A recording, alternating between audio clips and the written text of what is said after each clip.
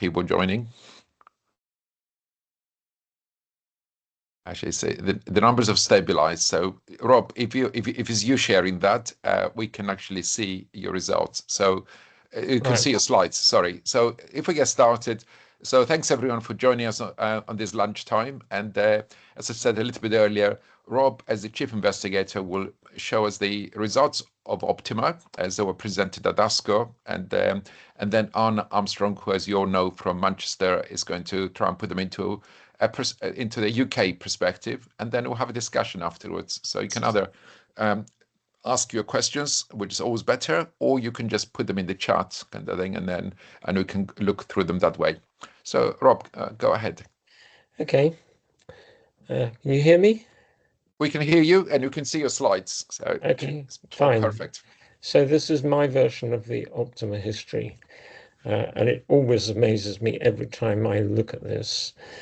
You know, the original idea was a few months before Barack Obama was first elected president.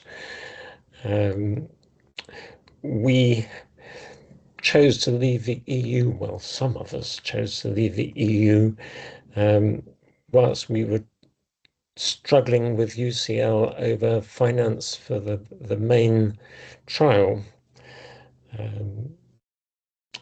When the COVID pandemic started, we were about 40% of our recruitments, and we'd passed 50% at the point at which Russia invaded the Ukraine. So it's an extraordinary tale.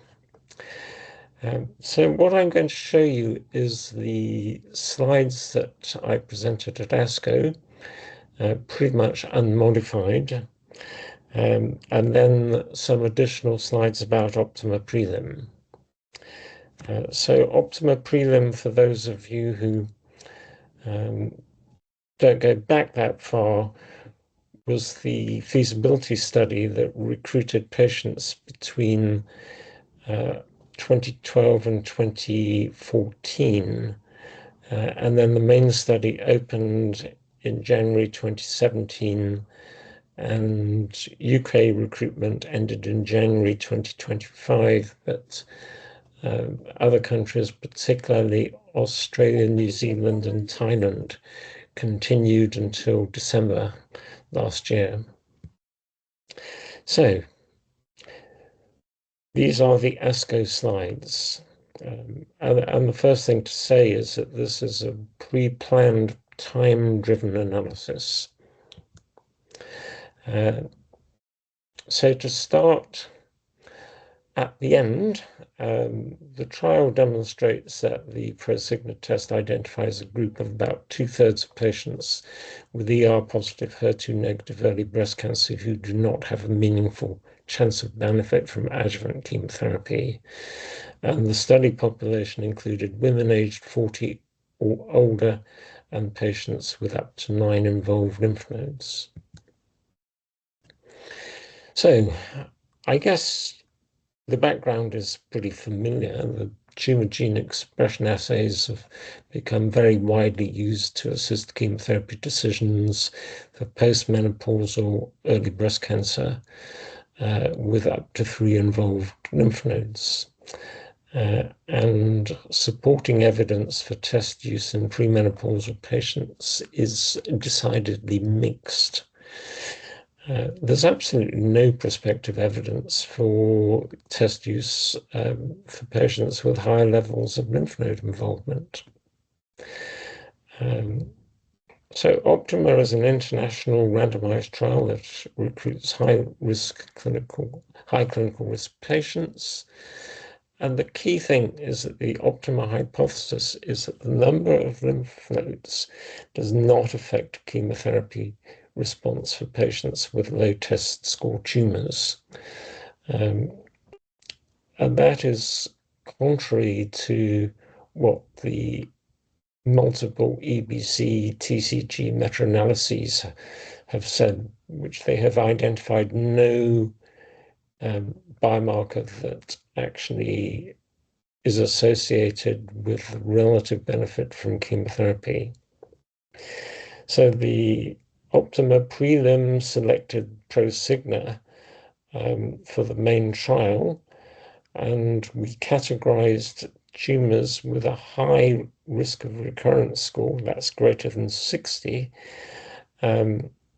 as the upper limits of we categorized tumors with an ROR score of less than or equal to 60 as low risk, and so 60 was the upper limits at which we gave and treated patients with endocrine therapy alone. Sorry, that's a bit convoluted. So the design, I guess you're familiar with, but just to go through it very quickly, we recruited women and men aged at least 40 with excised breast cancer. They had to be ER positive with at least 10% staining by immunohistochemistry and HER2 negative. And we allowed patients with up to 9 involved lymph nodes, and we had minimum tumor size requirement for patients who had either node negative disease or micrometastases only. We did not permit neoadjuvant chemotherapy. And so patients were randomized between the control arm and the test-directed arm in a 1-to-1 ratio.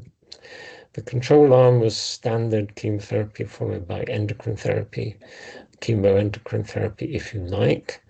The test-directed arm, all patients had a Prosigna test, and those with a high score tumor, that's an ROR greater than 60, as I just said, received the same chemoendocrine therapy as patients in the control arm, and patients with a lower ROR score received endocrine therapy alone. So a couple of refinements. If you got chemoendocrine therapy, you were blinded to randomization, and we did not disclose Prosigna results. Endocrine therapy included ovarian function suppression for all premenopausal patients, and all other treatment was standard. And we performed Prosigna testing in control arm patients. We did not use that information to assign treatment, but we did use it in the analysis. So the primary outcome measure was invasive breast cancer-free survival, which is any invasive local, regional, or distant relapse, second primary breast cancers, and death from any cause. And the primary analysis was in the per protocol population with a minimum follow-up of 1 year. The non-inferiority hypothesis was that there should be a 3% absolute non-inferiority margin for IBCFS. So this is a test of a test. And this analysis also supports the health economics analysis. The key secondary analysis was performed in the per protocol population with a tumor ROR score of less than or equal to 60. And so this is, in effect, a randomization between chemoendocrine therapy and endocrine therapy alone, and it defines the clinical utility. This is the trial flow. As you well know, patients were recruited between January 2017 and December 2025. So just concentrate on the grey boxes here. So in the end, we randomized 4,429 patients equally between the control and test-directed arm. We lost around about 2% of patients between randomization and treatment allocation, mostly because they had second thoughts. And then following treatment allocation, we lost more patients, again, mostly because they were dissatisfied with their allocated treatment. In particular, but not exclusively, they were mostly dissatisfied with receiving chemotherapy. So in the control arm, the per protocol population was 93% of the randomized intention to treat population. And in the test-directed arm, it was 94.3%.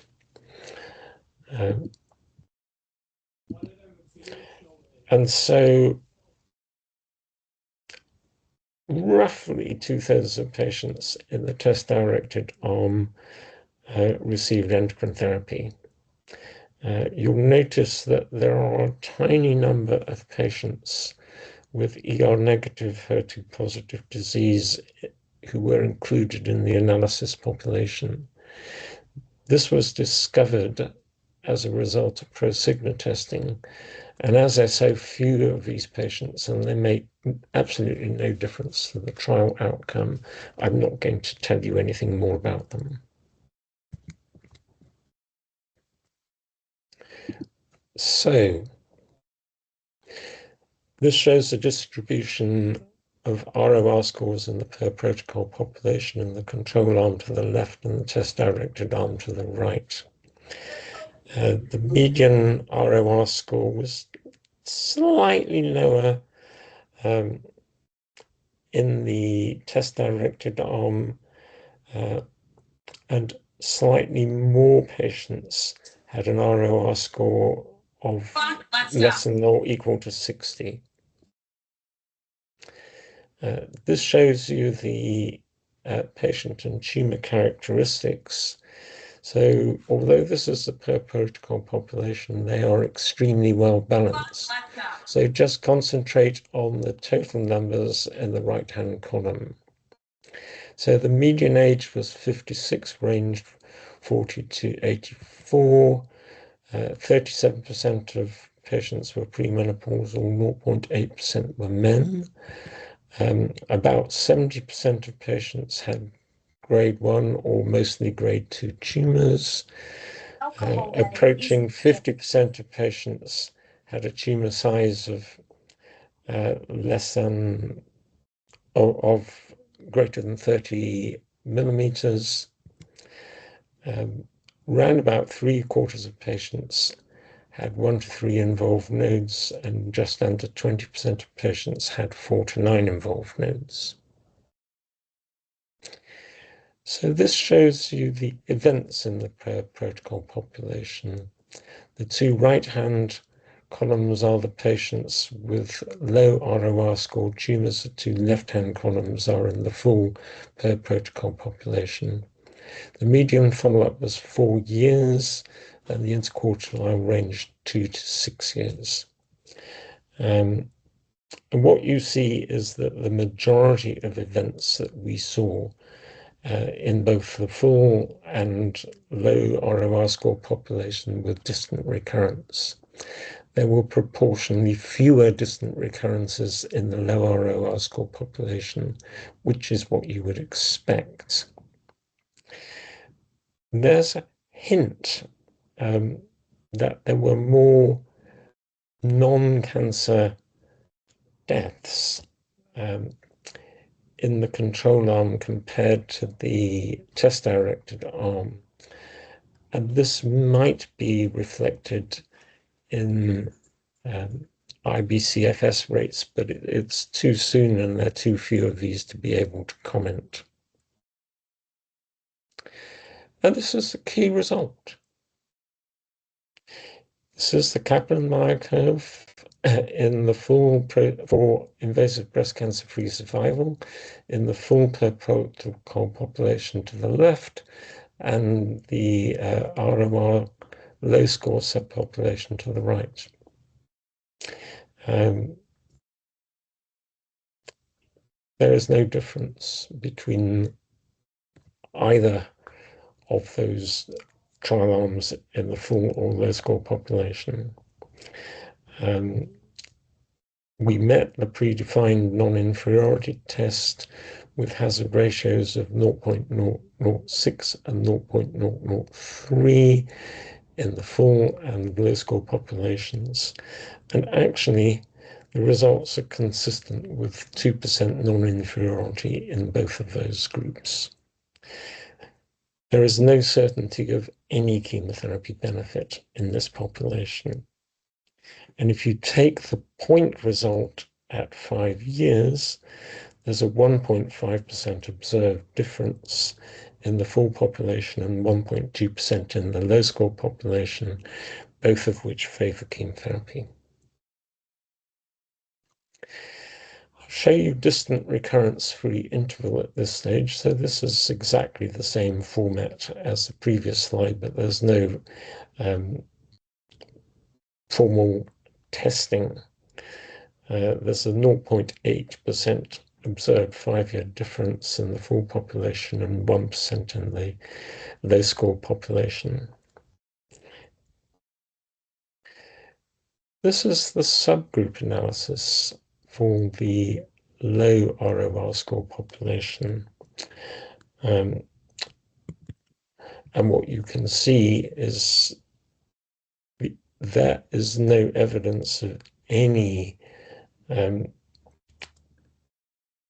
difference within these subgroups. They all sit pretty neatly on that or close to that dotted vertical line of no effect. The next few slides concentrate on the low ROR score population. And this shows you the Kaplan-Meier curves for invasive breast cancer-free survival according to menopausal status, premenopausal to the left, postmenopausal to the right. There's no difference. This shows you nodal status, 1 to 3 involved nodes to the left, 4 to 9 involved nodes to the right. Again, there's no difference. The number of patients in the 4 to 9 involved node group is comparatively small. So the confidence intervals are consequently a bit wider than for the other analyses I've shown you. We also looked at stage prognostic groups, and so these are the forest plots here, again in the low score population. To remind you, stage 3A is any patient with 4 to 9 involved lymph nodes, or any patient with lesser levels of lymph node involvement and a tumor diameter of greater than 5 centimeters. And it's no different to the results for stage 2B. So we've also shown that there's no difference between the two arms of the trial for stage 3A disease. This is the last results slide, and this is a sensitivity analysis. So as a technicality, we should also perform the invasive breast cancer-free survival analysis in the full intention to treat population.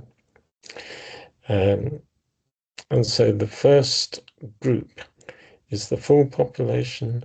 The second group is for the subpopulation with low ROR score tumors.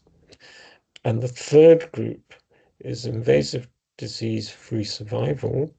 So this includes all the measures that are in invasive breast cancer-free survival, and in addition, secondary primary cancers of any type. And this was how the trial was originally designed before the recommendation to use invasive breast cancer-free survival in non-inferiority trials. All three showed no difference. So, there are always limitations to trials, even one as wonderful as OPTIMA. This was a time-driven analysis. and 63% of patients have under 5 years of follow-up. However, I point out that most chemotherapy effect on recurrence is seen in the first 5 years. And so, whilst longer follow-up is beneficial, it's really only to give us more information about those first 5 years of follow-up.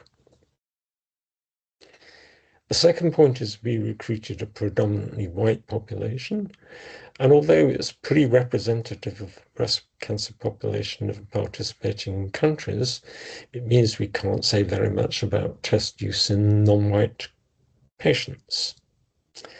We, of course, excluded premenopausal women aged under 40, and we can't tell you about the cost-effectiveness analysis as it's currently ongoing.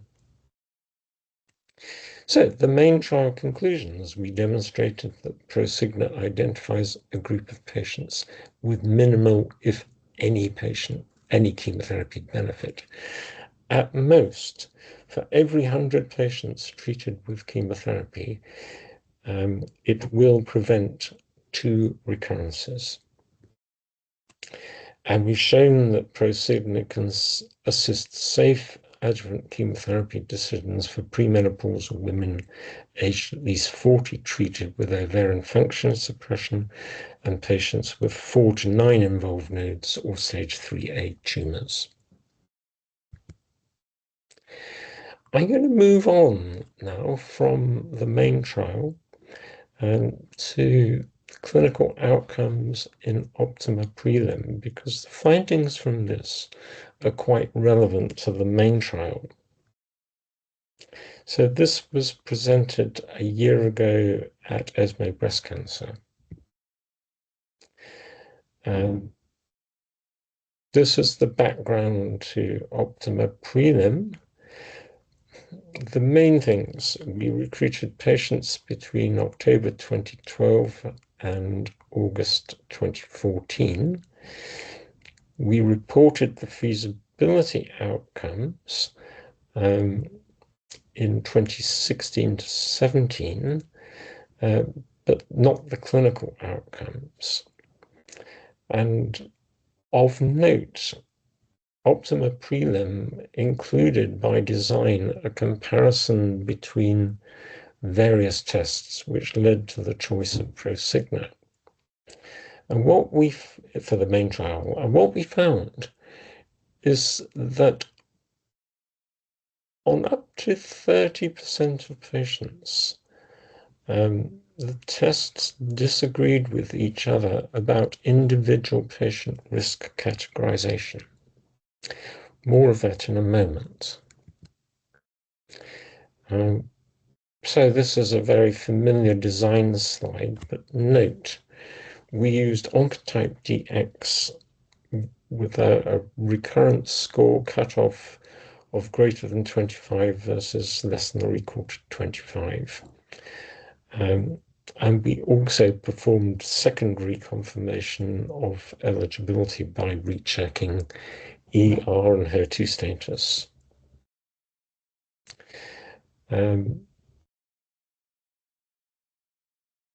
This is, again, the analysis is very similar to the analysis of main study.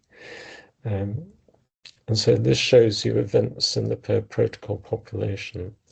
Please note that the median follow-up for this analysis is 10 years.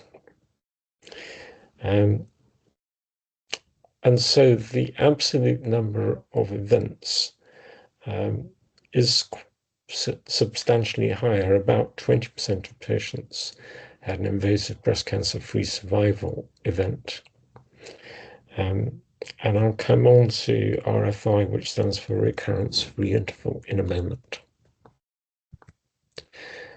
This shows you, again, invasive breast cancer-free survival in the complete per protocol population and in the low Oncotype DX recurrence score subpopulation.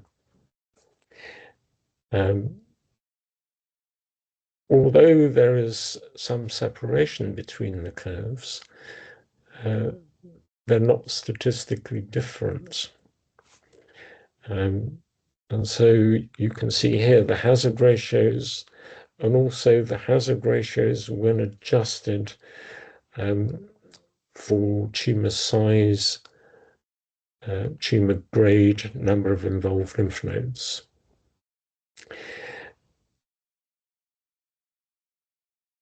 What we also did was to compare the performance of Oncotype DX and Prosigna.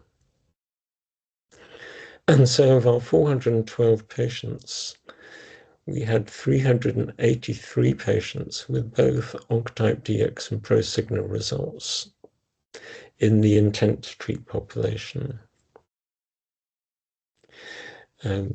So if you remember, all patients with a recurrence score greater than 25 were treated with chemoendocrine therapy, and 50% of patients with a recurrence score of 25 or lower were treated with endocrine therapy alone. So if you concentrate on the diagram to the left, this is a scatter plot of individual tumors showing you Prosigna ROR on the horizontal axis and Oncotype recurrence score on the vertical axis. So it's divided into 4 quadrants. Quadrant 1 is the lower left, and these are the patients who have both a low ROR score and a low recurrence score tumor. They're concordant low scores. Quadrant 2,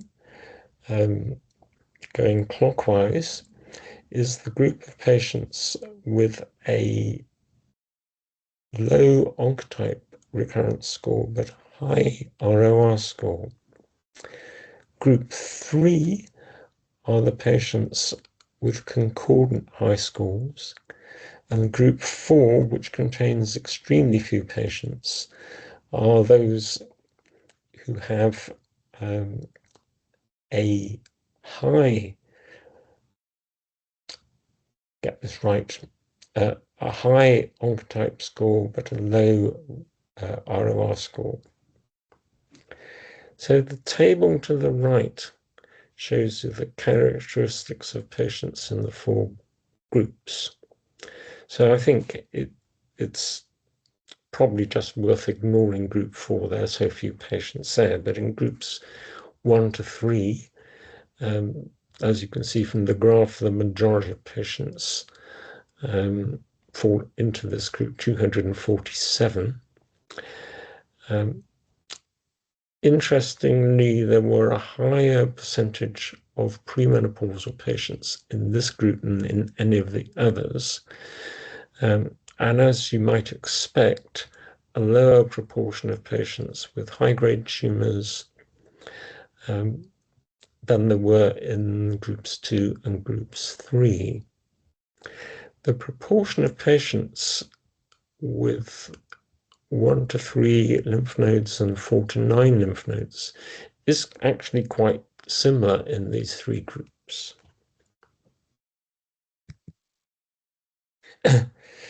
So, with the outcome data, we went on to look at the prognostic accuracy of the tests. So what we're looking at here is not invasive breast cancer-free survival, but recurrence-free interval. So this is any form of invasive breast cancer recurrence, local, regional, or distant, or death attributed to breast cancer. So it's a very breast cancer specific measure. And you can see in the Kaplan-Meier curves the 4 groups. Group 1 are the concordant low scores. Group 2 are the patients with high ROR score, low recurrence score. And these are the hazard ratios for the 4 groups. Look at it a bit differently in this 2x2 table. In quadrant 1, 89% of patients were free from recurrence. In quadrant 2, high ROR, low RS, 74% of patients were free from recurrence.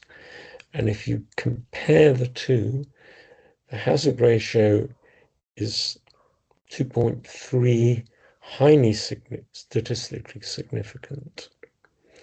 And again, when you adjust this for all adjustable characteristics, that's grade, size, number of nodes, whether a patient actually received chemotherapy or not what they were allocated to, whether a patient actually was treated with ovarian function suppression, not what they were supposed to be doing.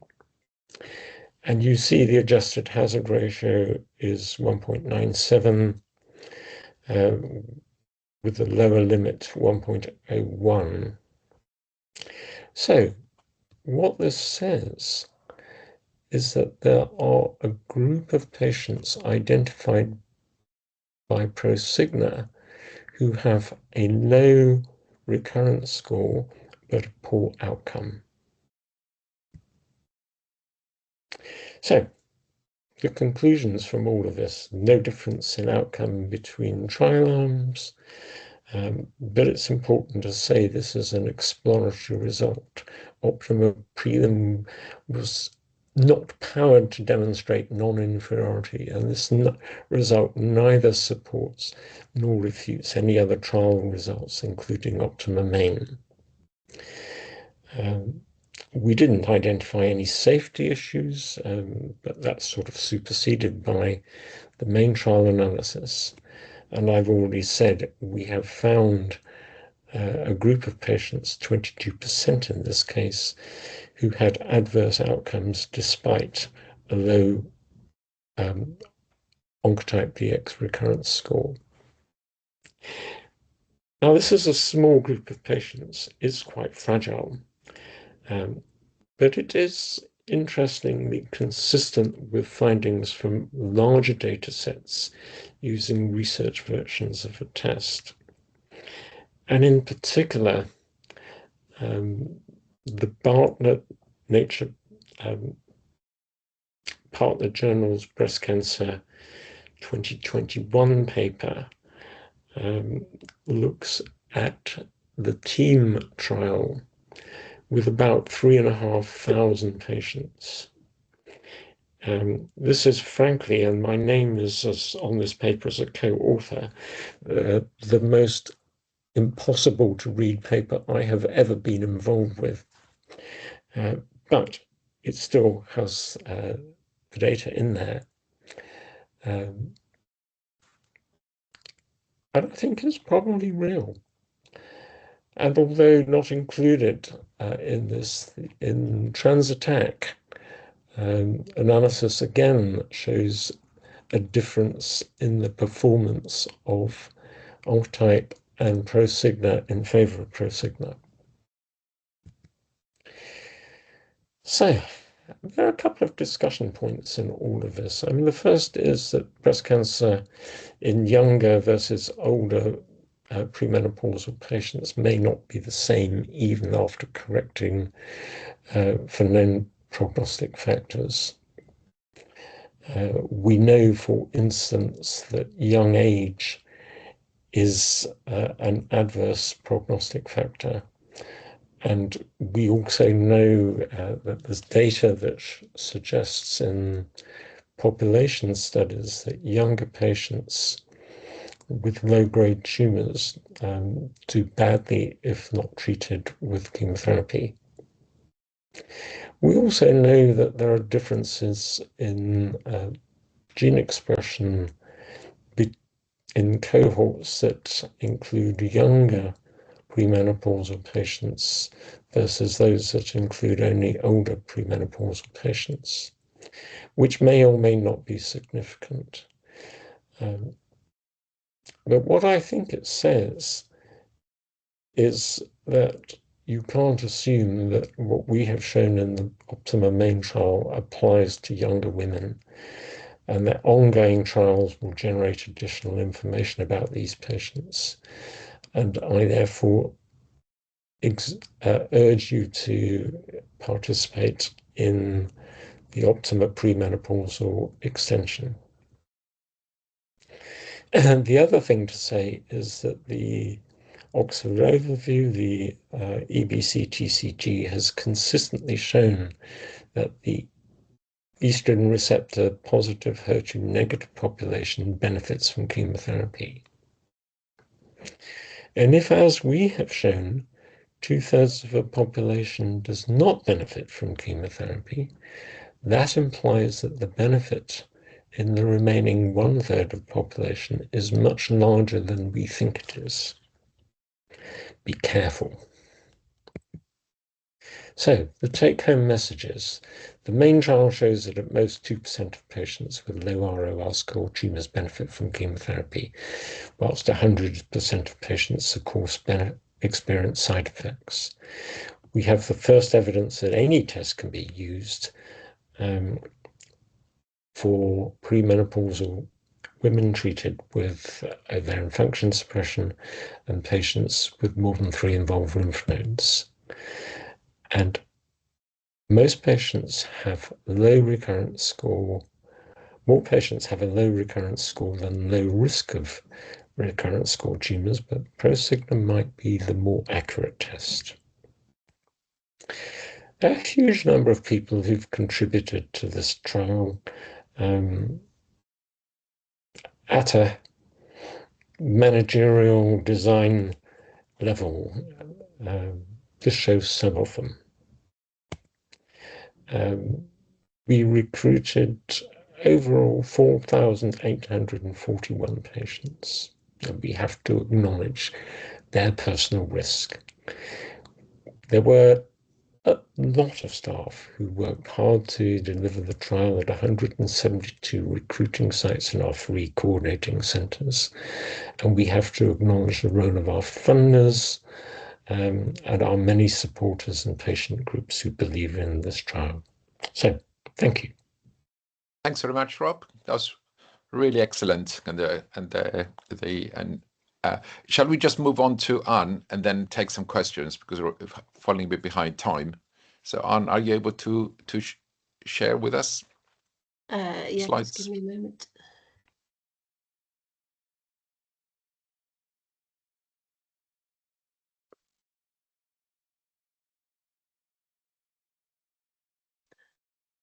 Oh, hang on, sorry, I'm showing the wrong talk. Oh, sorry, I can give us another talk.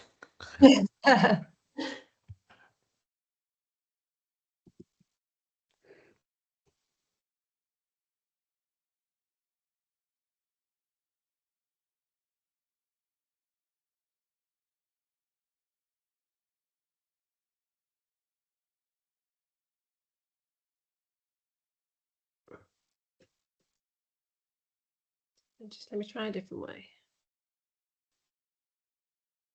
I think if you cannot find, if you're not able to share it, I'm sure Uzma can now put the slides up and you can just ask it to move them up.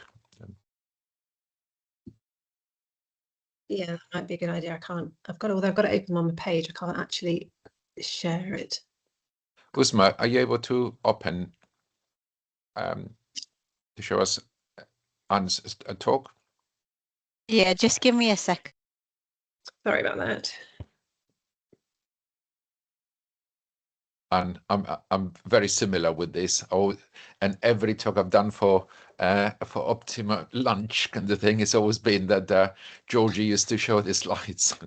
I can see it on my screen, but it's just it won't. When I open the share, I come up with some really old talks and not the current one that's open on my screen. But anyway,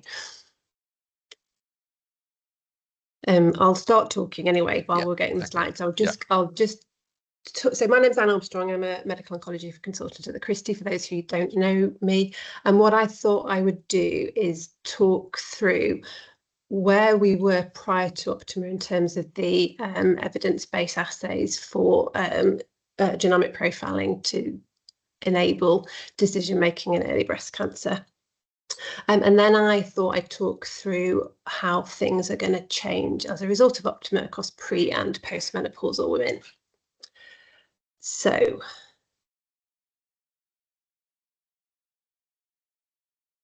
I could just see it there slightly. Just say next slide, and Uzma will move them on. Next, I can't see the slides at all now. Next slide. Yeah, they disappeared. They've disappeared.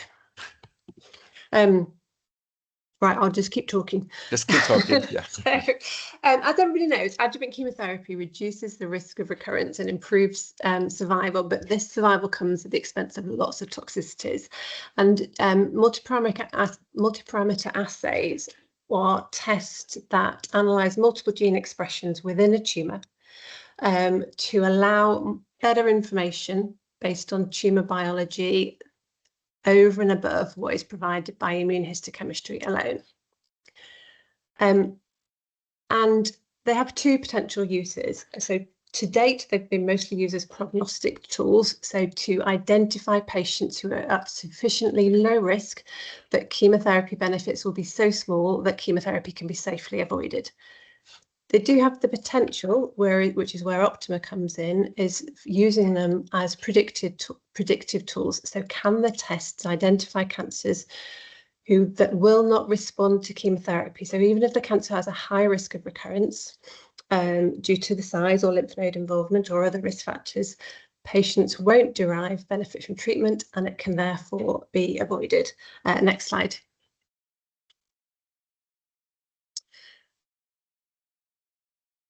The potential concern with using multiparameter assays as predictive testing is, as Rob has alluded to, to use the tools as predictive testing, we need a high level of evidence to move away from the traditional risk factors we use, and that is because all of the analysis from the Early Breast Cancer Trials Collaborative Group have shown that the relative benefits of chemotherapy are independent of stage, grade, estrogen receptor status, HER2 status, and Ki67.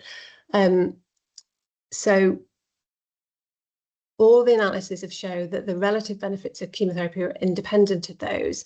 So it's really important that for cancers with a high risk of recurrence, we need high quality data to prove that these assays are better than using the traditional risk factors. Next slide. And so what studies have been done previously? So this is the TAILOR-X study. So all the patients in the study had Oncotype testing. The patients who had a low recurrence score based on Oncotype had endocrine therapy, high recurrence score had chemotherapy, and then there was a randomization within the intermediate risk group, so a recurrence score of 11 to 25. And these patients were randomized to chemotherapy or endocrine therapy. Now, most of the patients within this study had low risk cancers. The study itself took prolonged follow-up, needed long follow-up to accrue events. And as Rob alluded to earlier, most of the events that you expect to be influenced by chemotherapy occur within the first 5 years after diagnosis. In fact, the demonstration of non-inferiority relied heavily on non-breast cancer events. So the end point for this study was invasive disease-free survival. If you look at the supplementary figures from the publication, over 30% of the events in the randomised part were due to second primary cancers, so events that could not have been influenced by the test or chemotherapy. And although the study itself showed no gain from chemotherapy compared to endocrine therapy, in the younger population, you couldn't exclude a chemotherapy benefit in this intermediate risk group. Next slide, please. So the next study is the MINDAC study. So this had a slightly different design. So all patients going on to this study had their risk calculated by using both Adjuvant Online, which is a tool that predated Predict and is no longer available, but works similar to Predict. And they all had their genomic risk calculated using the MammaPrint assays.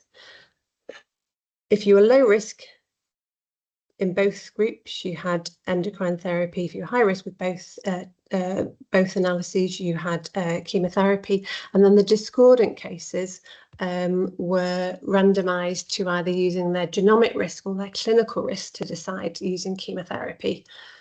The primary endpoint for this study was distant metastasis-free survival, so a more appropriate endpoint than the Taylor-X study. And of the 1,500 patients who had a high clinical risk and low genomic risk, the distant metastasis-free survival was near identical with the use of chemotherapy or just endocrine therapy alone. There was a sub-analysis for the under 50s, which showed that, again, you couldn't exclude a chemotherapy benefit in this younger age group. But there was a relatively small number of these discordant high clinical risk and low genomic risk patients, which limits the power of the study. Next slide, please. And then the third study I'll talk about is the RxPonder study. So this took node-positive patients and randomized patients who had 1 to 3 nodes and an oncotype between 0 and 25 to chemotherapy and endocrine therapy or endocrine therapy alone. Now, despite the fact that these were node-positive patients, many of them still had very low-risk cancers. The outcome here was invasive disease-free survival. The study showed that postmenopausal women did not gain from chemotherapy, whereas for premenopausal women, they did better having the combination of chemotherapy and endocrine therapy compared to endocrine therapy alone. But again, there was a high rate of unrelated events in the postmenopausal breast cancer group. And furthermore, this study was powered to assess whether chemotherapy and endocrine therapy was superior to endocrine therapy alone. Now, actually, for node-positive patients at this point, the standard of care was chemotherapy and endocrine therapy, but the study was not powered as a non-inferiority trial. So there are some caveats around interpreting this data. Next study, please. Next slide, please. And then finally, we come on to the OPTIMA study. And this study, as we've heard, aimed to determine whether we can use genomic profiles to predict sensitivity to chemotherapy. And here the randomization was between chemotherapy, so the standard of care for these patients, or test-directed care. So the patients in that group had a test done which determined whether they needed chemotherapy or whether they just had endocrine therapy alone. And one of the other differences with this study is that the recommended endocrine therapy for premenopausal women included ovarian function suppression, and a key secondary aim was to determine if the chemotherapy benefits seen in other trials of chemotherapy could be explained by an indirect endocrine therapy effect, i.e. chemotherapy-induced ovarian suppression. The outcome was based on invasive breast cancer-free survival. And as we've just heard, there was identical outcomes across the control arm and the tested directed arm. And that the outcomes are consistent across all the analysed subgroups, including women with more than 3 nodes and premenopausal women. Next slide, please. So just to briefly state that there are differences across the UK in our current access to using tumour profiles. So NICE, so for those of us in England and Wales have adopted these recommendations. So as everybody is aware, we are in those countries, we're able to use EndoPredict, Oncotype or Prosigna in postmenopausal women with 1 to 3 nodes or men, but not in women who are premenopausal with node-positive cancers. We can, in lymph node negative cancers in England and Wales, we can use the same assays across pre and postmenopausal women.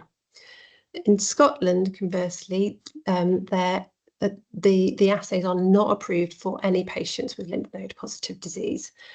And in lymph node negative early breast estrogen receptor positive early breast cancer, Oncotype is recommended for premenopausal women, and for postmenopausal women, any of the assays can be used.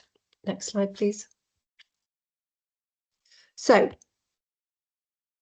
given the caveats around what access we have to these tests, does OPTIMA outcome add to decision making for node positive postmenopausal ER positive women immediately after ASCO? Next slide, please. And I think it does in a number of ways. So firstly, the OPTIMA result immediately adds important information for using these tests in women with N1 disease.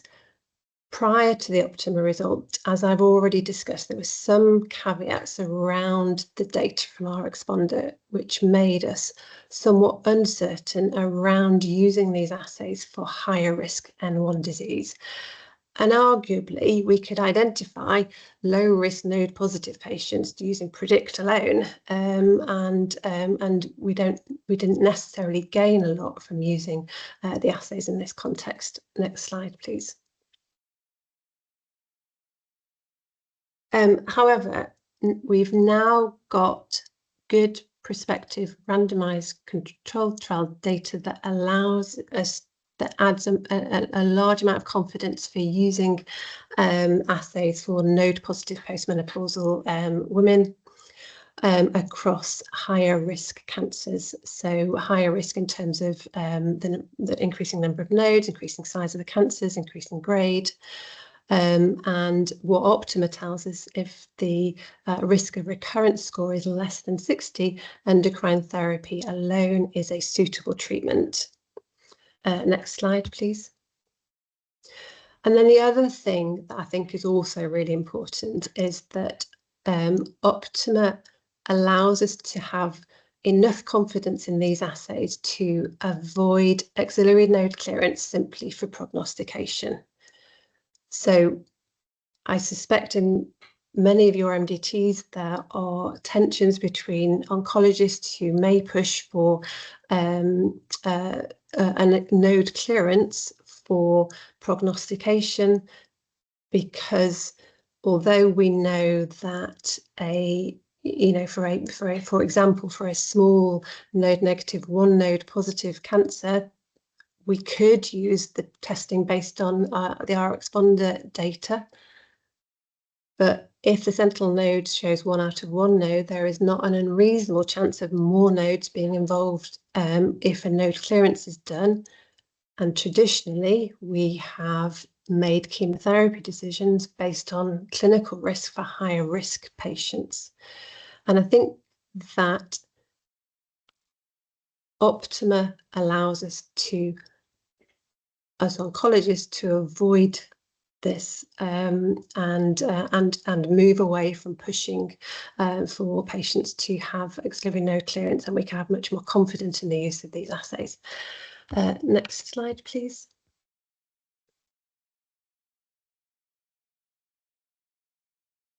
So, in summary, for the postmenopausal women, so OPTIMA is the first prospective study of genomic profiling in higher node disease. So N2 disease, it was 18% of the trial population, and subgroup analysis suggested that the assays performed as well as for the N1 subgroup. So the OPTIMA study supports the hypothesis that Prosigna predicts chemotherapy sensitivity and can aid decision-making in both N1 and N2 disease. Now here, the Prosigna testing for N2 disease is not currently approved by NICE or any other guidelines. And so for using it for higher risk patients, we will need additional national approval before we can implement it in this circumstance. Next slide, please. And then what about premenopausal women? Next slide, please.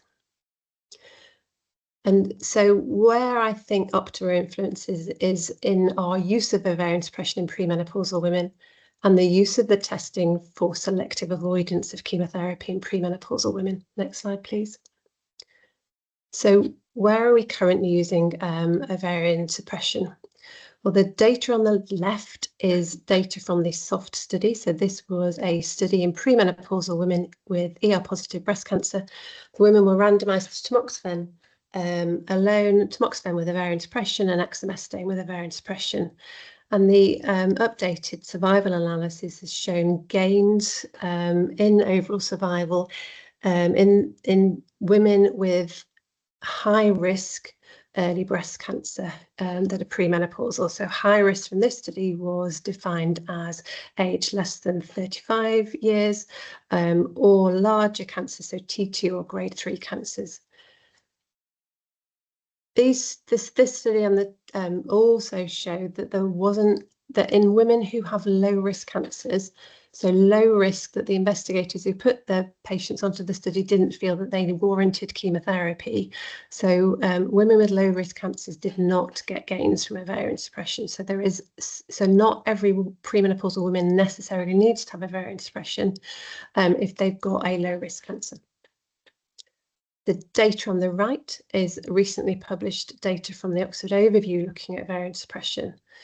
The data on the right from the top curve is looking at the use of ovarian suppression in addition to tamoxifen in women who didn't have chemotherapy or were confirmed premenopausal post-chemotherapy. And here there is a reduced risk of recurrence with the addition of ovarian suppression. The bottom curve shows that for premenopausal women who've had chemotherapy with an ongoing uncertain menopausal status after chemotherapy, there is little benefit from ovarian suppression. So if chemotherapy has done the job of ovarian suppression, you don't necessarily need to continue on with it because you've already suppressed the ovaries. Next slide, please. And then there's always been a query around how much the impact of chemotherapy on young women is because of its ability to suppress the ovaries. So this curve on the left is data from the early breast cancer overview group, which in this study published in 2007 showed that chemotherapy had similar efficacy to ovarian suppression. The data on the right is a subset analysis of an adjuvant chemotherapy study looking at various anthracycline and taxane regimes. And what the investigators did was look at chemotherapy-induced amenorrhea and showed that women on this studies who had chemotherapy-induced amenorrhea had better survival compared to women who didn't have chemotherapy-induced amenorrhea. And then the curves from the right is the R-responder data, which suggests which failed to show that the endocrine therapy alone was useful for premenopausal women, which is different to the OPTIMA study, which showed that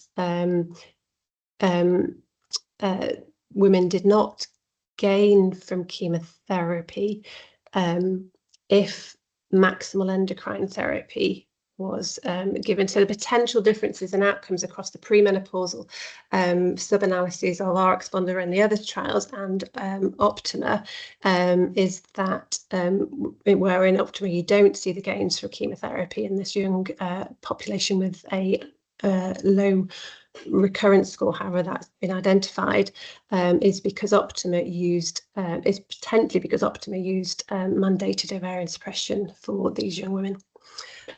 Next slide, please. And so I think that OPTIMA gives us an additional recommendation for the use of ovarian suppression. So prior to OPTIMA, we would use ovarian suppression for young women with cancers high enough risk to require chemotherapy, for older premenopausal women who don't achieve menopause with chemotherapy, for women who are not definitely menopausal to allow adjuvant ribociclib, and now for premenopausal women with high risk cancers whose assays indicate that they have no benefit from chemotherapy other than to potentially induce menopause. Next slide, please. Now, using the assays in node-positive premenopausal women to guide decisions is going to require national approval, because none of our nations approve it in this situation. Next slide, please. And then the other thing that I just wanted to briefly mention is really, chemotherapy is a pretty good way of, it seems to be a good way of inducing ovarian suppression.